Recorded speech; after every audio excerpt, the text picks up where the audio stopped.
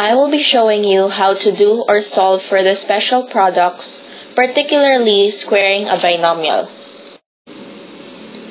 Let's have this binomial as an example to solve on. 1/2 x plus 4ac squared, quantity squared. We are expecting 3 terms in squaring a binomial. Let's get started. The first step would be square the first term. Since the given is a fraction, the square will apply to both numerator and denominator, including its literal coefficient.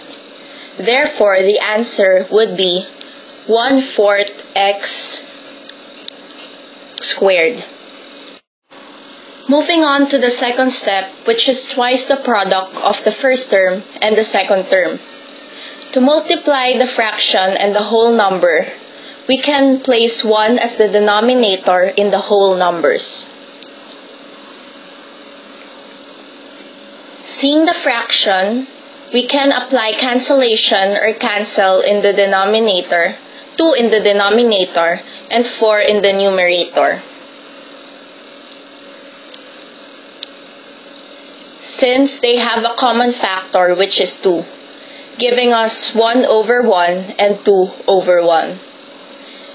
And with this, we can already multiply the numerators, giving us an answer of 4, and the denominators, giving us an answer of 1. We can just simply write 4 since 4/1 or 4 divided by 1 is still 4. The literal coefficient will remain the same since there is no exponent outside of the parentheses.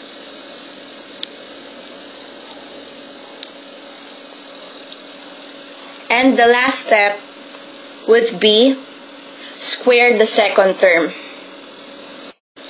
So we first square the whole number, or should I say 4, which is equal to 16. The square will also be applied to the literal coefficient. First is to a, which will now become a squared. Next is to c, where power of a power law will be applied, giving us an answer of c to the 4th power. Notice that distribution was applied in squaring the literal coefficients. Thus, the answer is 16a squared, c to the 4th power.